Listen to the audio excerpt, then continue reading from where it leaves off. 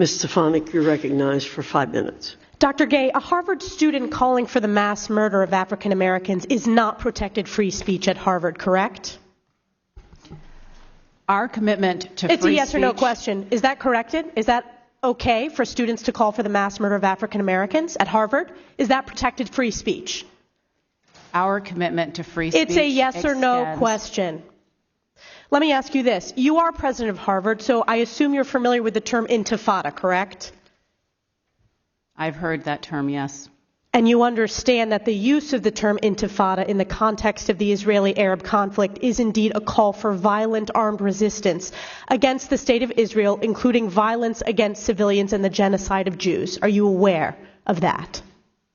That type of hateful speech is personally abhorrent to me. And there have been multiple marches at Harvard with students chanting, quote, "There is only one solution, intifada revolution," and, quote, "globalize the intifada." Is that correct? I've heard that thoughtless, reckless, and hateful language on our campus, yes. So based upon your testimony, you understand that this call for intifada is to commit genocide against the Jewish people in Israel and globally, correct? I will say again, that type of hateful speech is personally abhorrent to me. Do you believe that type of hateful speech is contrary to Harvard's code of conduct, or is it allowed at Harvard? It is at odds with the values of Harvard. Can you not say here that it is against the code of conduct at Harvard?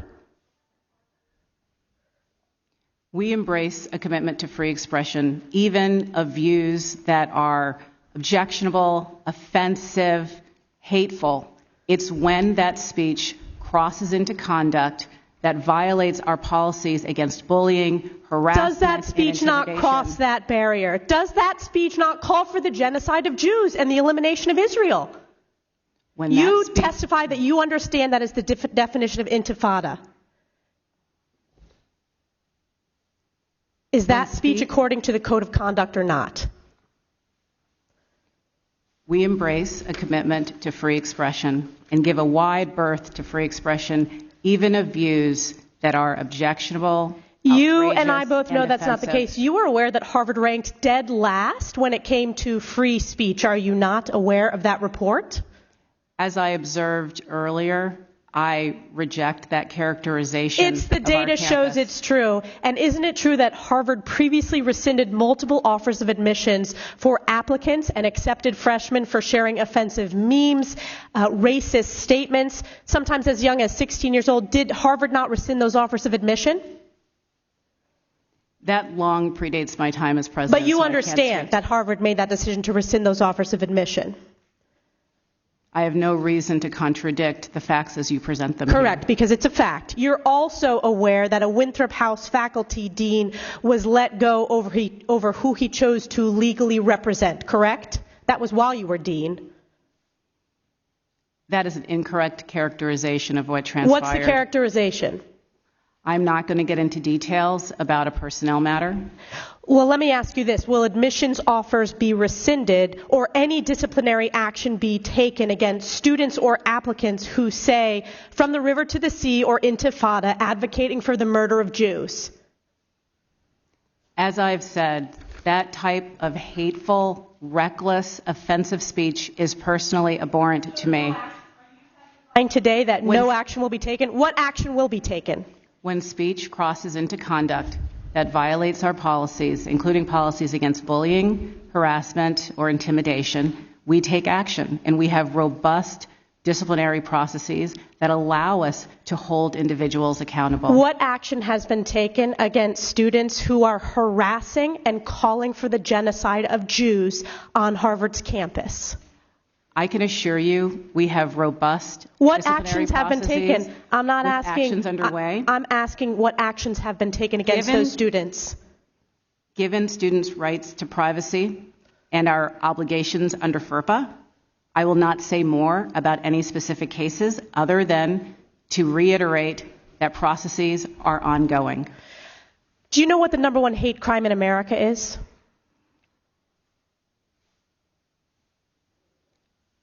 I know that over the last couple of months, there has been an alarming rise of anti-Semitism which I understand is the critical topic that we are here to discuss. That's correct. It is anti-Jewish hate crimes. And Harvard ranks the lowest when it comes to protecting Jewish students. This is why I've called for your resignation, and your testimony today, not being able to answer with moral clarity, speaks volumes. I yield back. Dr. Kornbluth, at MIT, does calling for the genocide of Jews violate MIT's code of conduct or rules regarding bullying and harassment? Yes or no? If targeted at individuals, not making public statements. Yes or no? Calling for the genocide of Jews does not constitute bullying and harassment? I have not heard calling for the genocide for Jews on our campus. But you've heard chants for intifada. I've heard chants, which can be anti-Semitic depending on the context, when calling for the elimination of the Jewish people. So those would not be according to the MIT's code of conduct or rules? That would be investigated as harassment if pervasive and severe. Ms. McGill, at Penn, does calling for the genocide of Jews violate Penn's rules or code of conduct? Yes or no? If the speech turns into conduct, it can be harassment. Yes. I am asking specifically calling for the genocide of Jews. Does that constitute bullying or harassment? If it is directed and severe or pervasive, it is harassment. So the answer is yes. It is a context-dependent decision, Congresswoman. It's a context-dependent decision. That's your testimony today. Calling for the genocide of Jews is depending upon the context. That is not bullying or harassment. This is the easiest question to answer yes, Ms. McGill. So is your testimony that you will not answer yes? If it if the yes speech or no? If the speech becomes conduct, it can be harassment. Yes. Conduct meaning committing the act of genocide? The speech is not harassment? This is unacceptable, Ms. McGill. I'm going to give you one more opportunity for the world to see your answer. Does calling for the genocide of Jews violate Penn's code of conduct when it comes to bullying and harassment? Yes or no? It can be harassment. The answer is yes. And Dr. Gay, at Harvard, does calling for the genocide of Jews violate Harvard's rules of bullying and harassment? Yes or no? It can be, depending on the context. What's the context? Targeted as an individual, at an individual. It's targeted at Jewish students, Jewish individuals. Do you understand your testimony is dehumanizing them? Do you understand that dehumanization is part of anti-Semitism? I will ask you one more time. Does calling for the genocide of Jews violate Harvard's rules of bullying and harassment? Yes or no? Anti-Semitic rhetoric. And is it anti-Semitic rhetoric?